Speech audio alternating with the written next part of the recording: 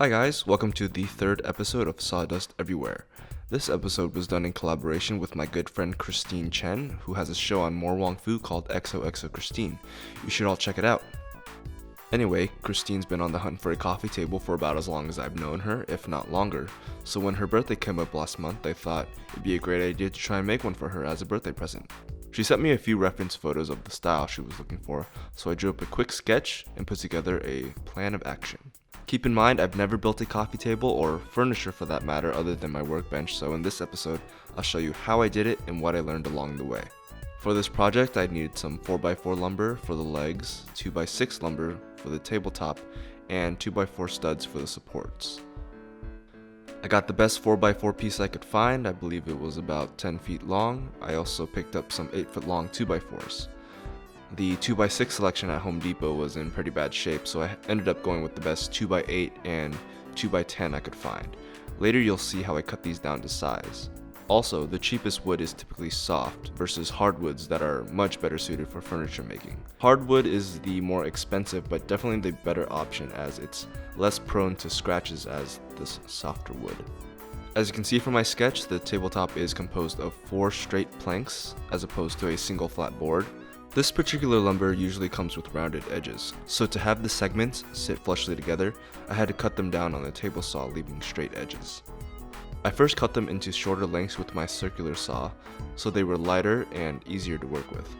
I picked up this DeWalt table saw after reading reviews for weeks and deciding that this was the best one for me. You can check out my unboxing here, once I get around to editing it. I bought the table saw without a stand because I wanted a custom one to match the height of my workbench. I also built a table saw sled to help make horizontal cuts more efficiently and safely. I followed these tutorials here. Now back to the build. I cut all the pieces down to size and took off the rounded corners of the 2x4. The 4x4 was trimmed to 3x3 to take out some of the imperfections and cracks in the wood. To assemble the tabletop, I used a pocket hole jig I found online. If you've ever looked underneath furniture like chairs or tables, you'll see these types of screw holes a lot. Before drilling the holes, I fitted the planks together and marked the direction they face with a pencil so I wouldn't accidentally drill the wrong side. After all the pocket holes were drilled, I connected the pieces with wood screws. I also wanted to attempt some joinery with this project, so I had the support beams connect with a cross-halving joint and then have them lay within the 3x3 legs. I used the table saw and some chisels to carve out the joints. This idea was simple in theory but difficult in execution, especially when fighting daylight.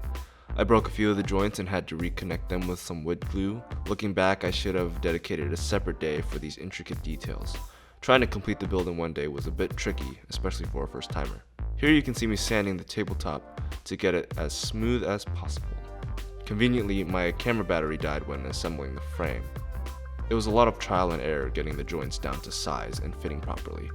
I used the pocket hole jig once again on the frame, so when the table is assembled, all the screw holes are hidden inside and underneath the coffee table. After assembling everything together, I hopped on top to check its durability. This thing is heavy and built like a tank. I started the build at around 10 AM and as you can see, it lasted into the night. Here are some shots of the finished product I took the next morning.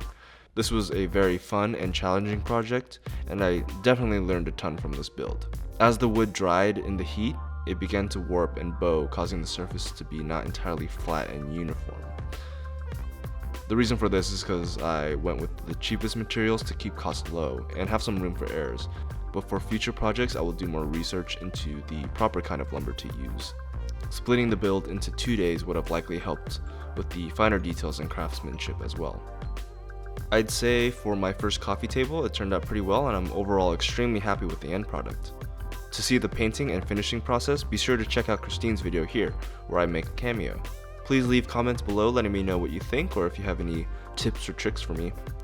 If you want to see more random builds like these, don't forget to subscribe. Thanks for watching and see you guys next time.